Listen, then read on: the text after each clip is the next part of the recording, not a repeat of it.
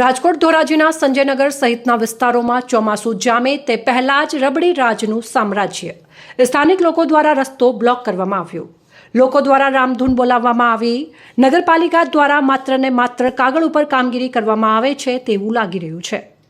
ધોરાજીના Jamnavad road પર આવેલા સંજયનગર સહિતના વિસ્તારોમાં ચોમાસુ સિઝનમાં રસ્તાઓને પહેલા મરમ્મત કરાવવાને બદલે જેમના તેમ રહેવા દેવાતા ખાડાની ભરમારને લીધે બિસ્માર હાલતમાં હોય કાદવ કીચડનું સામ્રાજ્ય છવાયું છે, જે સમસ્યા હલ કરવા લોક ફરિયાદો ઉઠવા પામી છે.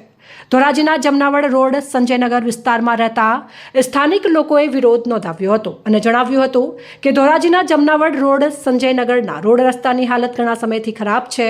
આ બિસ્માર રોડ રસ્તાની સમસ્યાઓ હલ કરવા અવારનવાર સ્થાનિક તંત્ર વાહકોને રજૂઆત કરવા છતાંય નક્કર કામગીરી કરાઈ નથી. અમારે ચોમાસામાં સંજયનગરના રહેવાસીઓને ચાલવું પણ મુશ્કેલ પડે છે અને ગાડી પણ અમારા ઘર સુધી ચાલી નથી શકતી અને સ્કૂલના વાહન પણ ઘર સુધી પહોંચી શકતા નથી.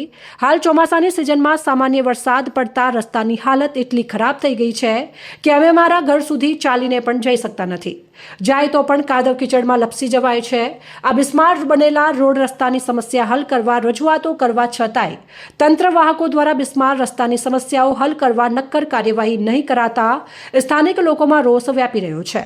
આ મામલે ધારાસભ્ય મહેન્દ્રભાઈ પાડલિયા ધ્યાન આપે તેવી માંગણી ઉઠવા પામી છે. રિપોર્ટ નયન રાવરાણી, સંબંધ ભારત ન્યૂઝ, ધોરાજી.